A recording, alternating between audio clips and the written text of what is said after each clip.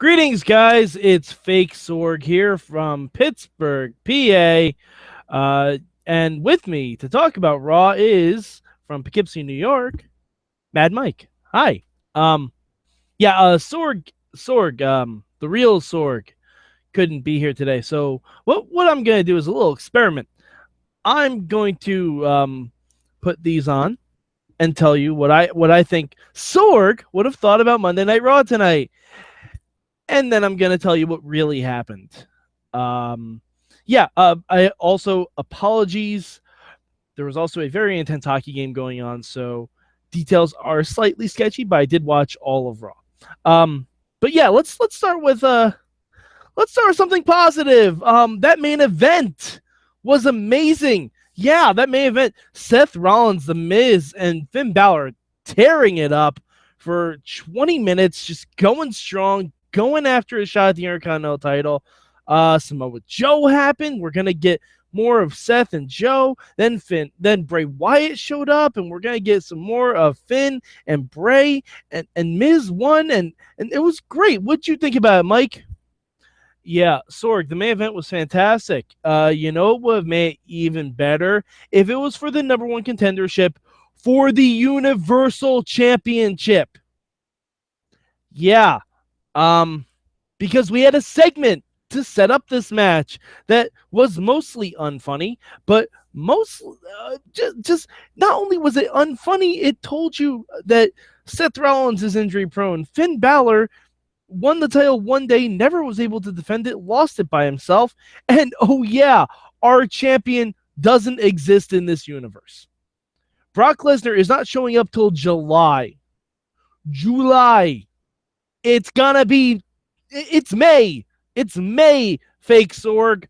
What are we even doing here? Dean Ambrose cannot carry this show. He can't do it. Raw has already lost Chris Jericho and Kevin Owens. You can't replace Chris Jericho and Kevin Owens with Dean Ambrose. It just doesn't work. Oh, come on, Mad Mike. Come on. Dean Ambrose had some amazing segments tonight. That's what we like to see. He called Kurt Angle on the phone to book a match. He did backstage interviews, and the Drifter showed up during one of the Dean Ambrose segments. I mean, come on. It was great. It was a storyline that built throughout the whole night, and it was just fun. Wasn't it fun, Mad Mike? No, Sorg, it wasn't funny. It wasn't funny. Like, just Dean Ambrose cannot.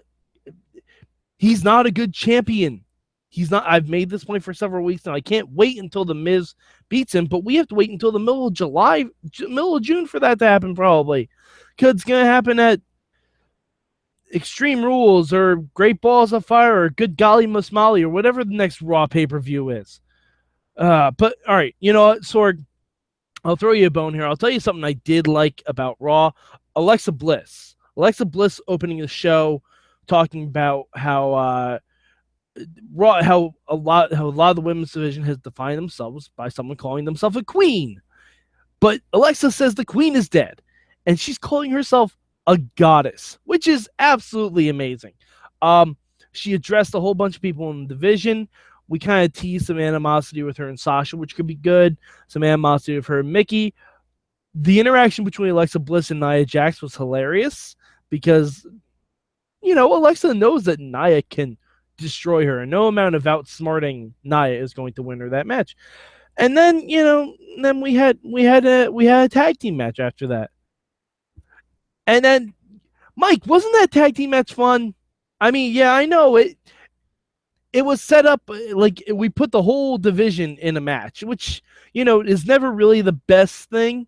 But you have to agree with me that at least the right person went over, and it was good to see Alexa get that win, right? Sorg, I gotta agree with you on that. I have to agree. Alexa Bliss getting the win in the eight woman tag was really fun to see. I did like to see that, especially considering they didn't go with the old trope of, oh, so-and-so has been the women's champion. We didn't do that. So it's fun. I actually don't know who Alexa's next title competitor is going to be. That's always a good thing to keep us. We need some mystery. We need some mystery on Raw. But speaking of mystery, Sorg, how do you like how they handled the House of Horrors match and the fallout from Braun Strowman and Roman Reigns? I mean, you had to be a fan of that. I wasn't, because Bray said that Randy Orton was still trapped in the House of Horrors, which he wasn't, because Orton made it back to the arena quicker than Bray did, and then still almost beat him despite having a refrigerator thrown on top of him. And apparently Braun has a separated shoulder. I haven't seen that anywhere. I hope that's not real. If Braun has a separated shoulder, that would just be really devastating. But I don't know. I really hope that's not true.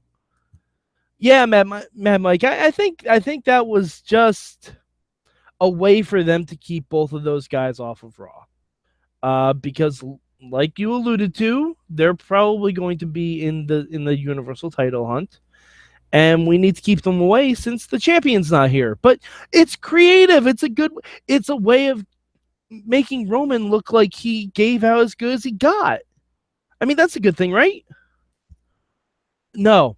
I mean, I agree to disagree, Sorg. I don't like how last night's match with them went. I don't like how they handled this segment. Braun Strowman collapsed a ring with the Big Show and stood up 5 seconds later like it was nothing. I don't know. But let's see. Was there anything else that happened on Raw? Sorg, how do you like what they're doing with the tag team division? Why don't you talk about the tag teams a little bit? I'd love to, Mad Mike. Sheamus and Cesaro, they came out and they were talking about being united, being a united front. They built on what they started on Raw Talk last night, which I thought was really great. They were talking about how, Cesaro was always the guy that was trying to get Sheamus to be a good guy, and then Cesaro just snapped, and they attacked the Hardys post match. They're wearing matching jackets. They're talking about how the fans ruined their big WrestleMania moment. I mean, how can this not be a good thing? And plus, we got Golden Truth in the mix now. We're gonna have a tag team turmoil match next week. The tag team division on Raw is actually getting a little bit exciting. I mean, I don't see how there's possibly any negatives to do with any of this. Well, let me be the one to illuminate this to you, Sorg. I agree with everything that you said. I don't necessarily care that Golden Truth had a segment saying that we're going to have tag team turmoil. Okay, that's fine. Good for Truth and Goldie. And the Sheamus and Cesaro stuff, I enjoyed too. But the big problem is Matt and Jeff Hardy are boring again. They're boring. They're broken, and not in the way we want them to be. They're just Matt and Jeff, the guys from 2000 something, when they're the Hardys, and they're boring faces. I mean, Jeff, they kicked your tooth out. They bloodied up Matt. How does this not break them? Like, why did you guys even re-sign the Hardys if you're not going to get why they became so popular again?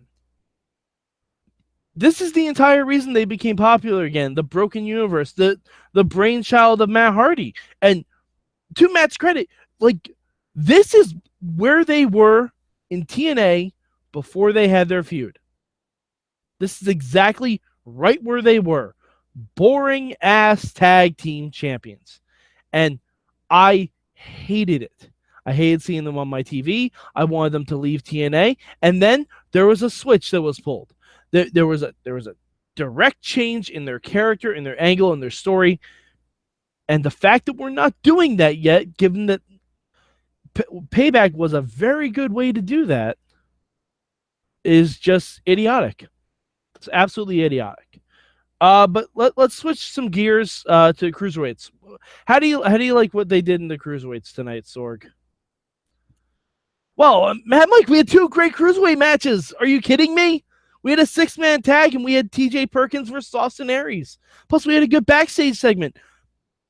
this was awesome. This was great. There's the cruiserweights had got a lot more time this week, and I know you're the one that says they need more time, and they gave it to you, Mad Mike. So there's really nothing you can complain about with this. I defy you to find something to complain about.